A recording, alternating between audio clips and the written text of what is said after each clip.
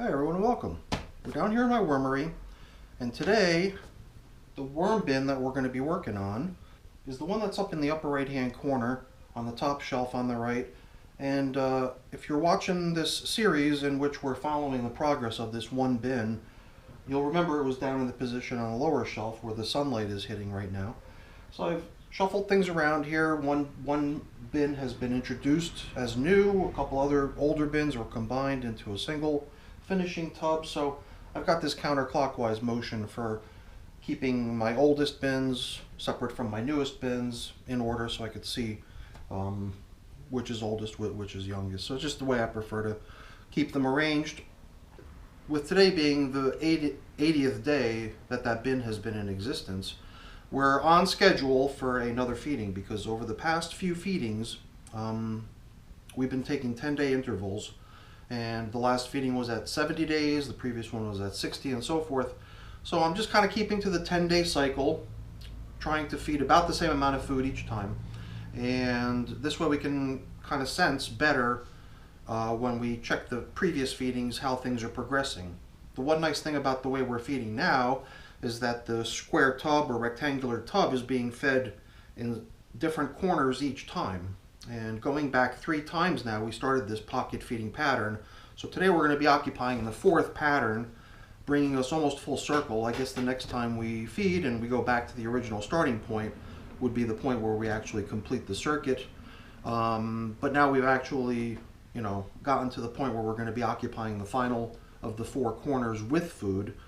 And that gives us a unique opportunity to be able to compare how progress in each of the corners is, knowing that each one is a week older than the previous. So something I've never done, and I thought it was really interesting, and even in the past video we were already able to see the difference of the materials from the previous week versus the materials from 2 weeks prior. And I'll be curious to see how things are progressing in our bin today. So we've got bedding in this box. It's really just leaves from outside. Things we're going to be feeding are things that we normally see, are kitchen scraps, apple, cucumber, lettuce, banana peel, you name it. Even some clippings off of my little seedlings that are getting ready to go out into the garden soon. It's almost planting time.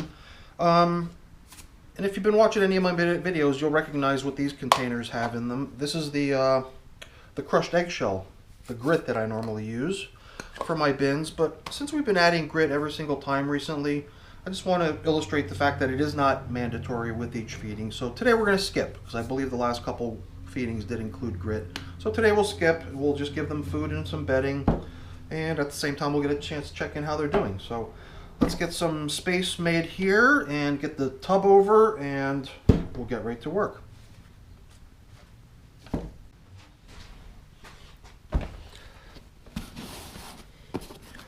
This is one of my taller tubs. The most recent 3 tubs that I started are all much more shallow. So it's kind of a luxury to have this additional extra space to work.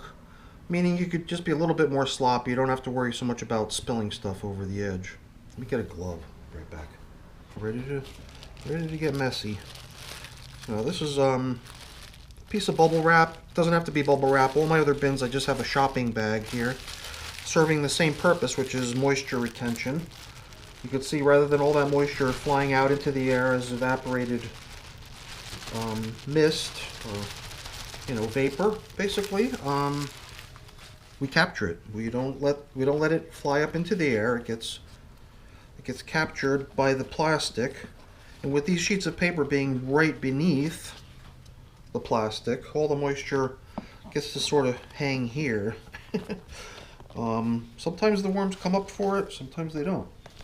In this particular case, I don't see the worms hanging out, coming up for it. But in my other bins they do, so I don't know. It's interesting. Sometimes I wonder why these little anomalies occur, especially when such effort goes into maintaining my bins in a really consistent fashion. So everything has this really nice texture to it. Here, where we got this coffee filter resting on top of the material, we have our most recent feeding, and I guess we'll pull it off. And as a reminder, I think we're just going counterclockwise now. We've been going clockwise to pick the next corner. So the next corner going clockwise would be this one. So this means this corner here that I'm pointing at is the 10-day-old corner, the previous feeding. going the other direction. 20 days when this was fed over here, and over here all the way back to 30 days ago. So I guess before we open up a hole and we drop in the food, why don't we just take a quick look through the first feeding zone. Let's see how things are progressing after 1 week's time. Okay. It's right here where the feeding zone was, the corner.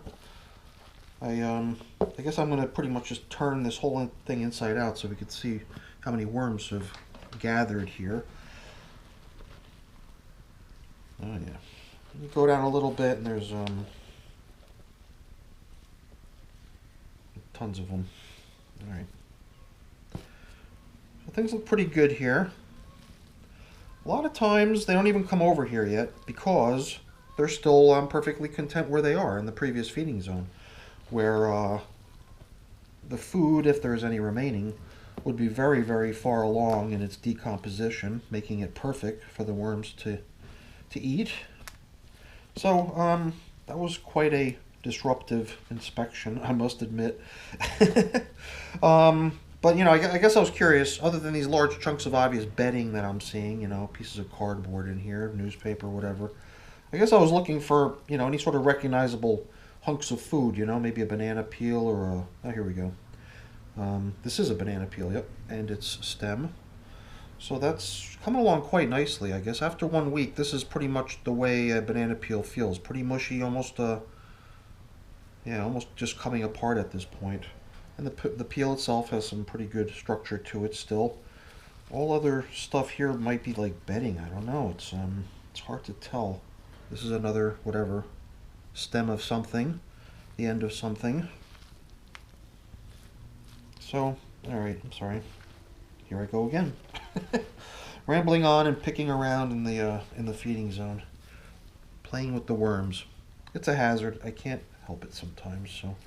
Let's regain our composure here. Let's settle things back down in this feeding zone where we just inspected. This stem, this banana peel. Just make sure that they're covered up with some stuff. I would have to assume that in a interesting 2-week-old feeding zone, we would be finding pretty much castings only, maybe some large chunks of bedding that haven't been broken down yet. Like here we got some cardboard, or yeah, I guess it's cardboard. It's sort of matted together. See the layers coming apart from each other. It's not even layers, it's just individual pieces of cardboard, I believe, were kind of stuck together. I guess it eventually all breaks down, but if you can expose as much surface area to the worms as possible, then that much more has the opportunity to get eaten. So here, you know, paper, leaf, it's hard to tell. The little stems are clearly the stems of leaves, and in time they definitely vanish, but when you still see those, you could tell you've got a bin that's not that old yet. You know, us being at 80 days, you know, I guess in worm bin days, it's kind of young still, although we could see some really nice progression happening here. Because you know, if you look through here, this is obviously still heavily populated with worms, so there must be food items in here that they're enjoying. But the material itself, other than the large chunks of cardboard, is all castings. I doubt that there's a great deal of remaining food, or you know, in here in this feeding zone. I would have to assume that any remaining large chunks would have to be bedding at this point, or some sort of a slow composting item. I believe all the foods that we've been feeding this bin are such that they all have a pretty good tendency to get breaking down right away. So yeah, just there's like a handful of mainly castings, obviously stems, a harder substance, and you know, a little bit mush, maybe because it's a little more damp than it needs to be if it was kind of finished castings at this point that you were expecting. But I like what we're seeing here. I'm wondering if we even need to add more bedding. This bin does seem to be pretty rich in bedding. Although I think that's just one of the kind of understandings in worming is that you can never add too much bedding. That's kind of a little anecdotal thing, I believe, even though I'm typically a little stingy when it comes to dishing out the bedding. But all right, so before we finish with the 2-week corner, let's just, make note of the one chunk of asparagus, I believe it was, that I found here. I do remember spotting it in the past as a not yet broken down item. Definitely looks further along now than I remember it, but it's still identifiable and still complete. So it's going to go right back into that corner so we can, maybe see it again another 10 days from now or not. So we'll see. I guess in the category of slow composting materials, I guess we have to include the asparagus. This is a banana peel. I can sort of tell anymore because I feed so many banana peels to my worms. But it's the stem off of a banana peel, and it's just not very far along. Considering it's either somewhere between a week or 2 weeks old. I found it here in the middle. I'm not sure where it belongs. So I'll have to assume that it's probably not that old. Maybe it belongs here with the 1 week old materials. So, all right, let's just really quickly take a quick glimpse at how a 30-day section looks. 30 days since this section was fed. Stuff on top is all cardboard, leaves, whatever, typical bedding stuff that we find on top of our worm bins usually. I mean, here's like a stick, obviously a stick ain't gonna go anywhere. This will be, it'll still be a stick when we harvest this bin. Well, maybe not, it could soften up, but maybe breaking it up like that even helps. So we'll give it the benefit of the doubt. We'll leave it, But here in the 30-day-old section, I don't really think I'm coming across any distinguishable food items.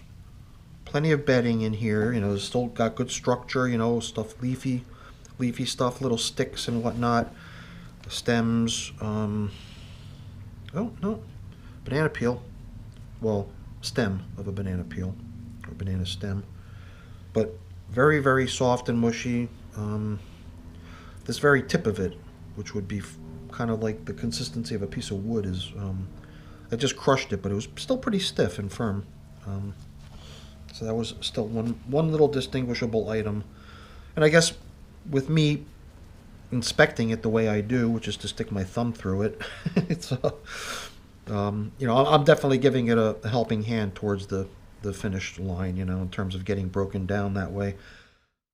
All right, let me get this feeding done. So this is always interesting. Trying something new in my worm bin is always fascinating to me. And for me, this rotated switching of the feeding zones is a first. So I've never done that before. Kind of experiencing it here together with you guys for the first time.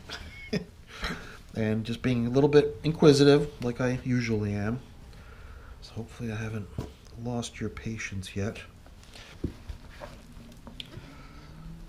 As far as this corner is concerned, where we are digging up a hole to feed, it, I guess, probably goes right back to the original build of the bin 80 days ago.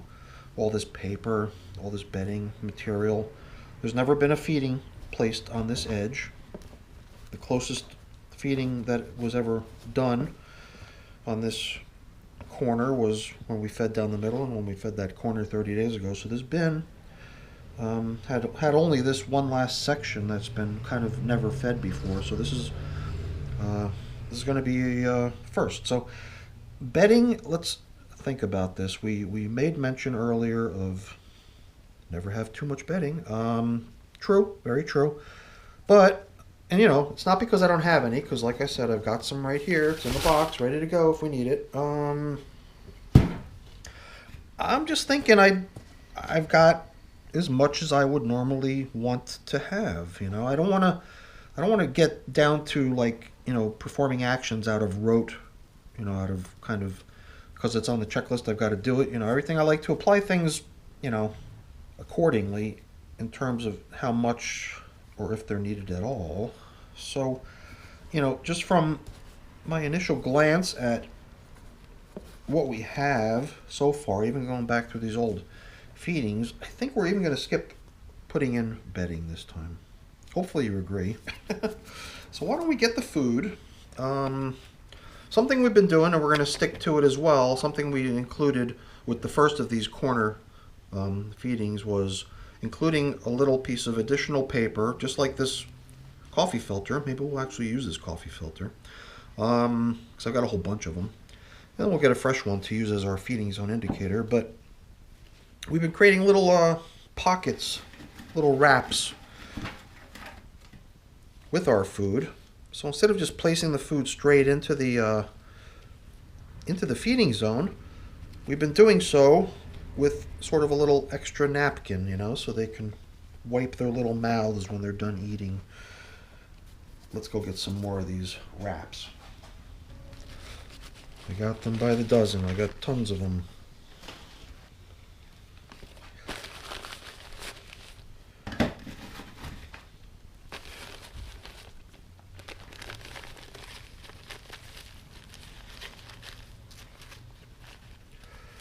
This stuff right here is interesting.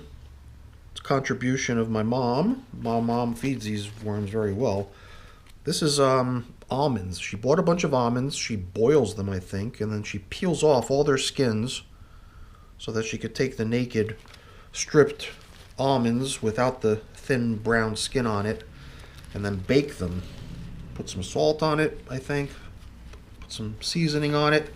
Throw it in the oven. It gets all crispy and crunchy. Very yummy. So this is the one that we're going to use as our feeding zone indicator. We'll just set that here for now.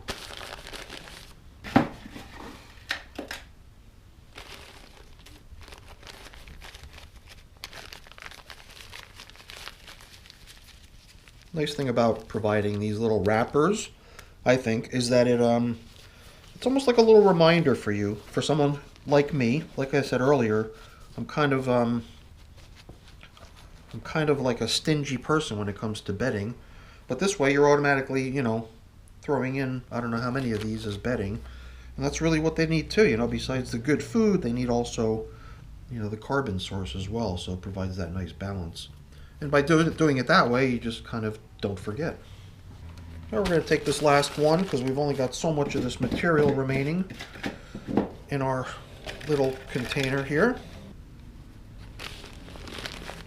And you know what else? We've got this stuff, clippings from the little seedlings, and a whole bunch of little seedlings that were kind of started in bulk, and then enough of them were transplanted into little pots that the rest of these are all just unneeded at this point. So hopefully they don't try to grow inside of here. I doubt that they will. Their roots have been kind of stripped of any sort of medium that they'd be able to grow in any decent way. Alright, so there we have it. That's our fourth pocket feeding, going around all four corners of the bin. I'm going to use this existing bedding material that we scraped aside and collected while we were preparing here. Maybe I'll grab some of these little extra shreds of white paper I see scattered across the top, or larger pieces, and get them down in here as well. More large chunks of paper. Alright, I think we've got almost a level surface here for the most part. Let's show that our last feeding was right there. So this was a pretty cool experiment. I don't know if we're going to continue the circular motion of our feeding pattern. If it's something that you'd continue to be interested in watching, then, you know, by all means, let me know. Throw a comment in there. Things that I'm going to be thinking about between now and the next time we visit it on this bin is going to be how we can try to drive completion of the bin to really get the worms working on the remaining scraps of food that are in this bin still. And I might also be kind of interested in trying to help them a little bit by, you know, sort of selectively choosing what I bring down here for them next time. Much more soft materials, things that I know will break up quickly and easily versus, you know, using a bunch of stuff that could take months and months to break down. So that's great. Okay, we've just finished feeding our 80-day-old worm bin, and I'm really enjoying this pocket feeding demonstration because, like I said, it's a first for me. And I'm learning from it as well. I'm getting a chance to see how certain materials progress, and I really like the way the material in this bin is coming along.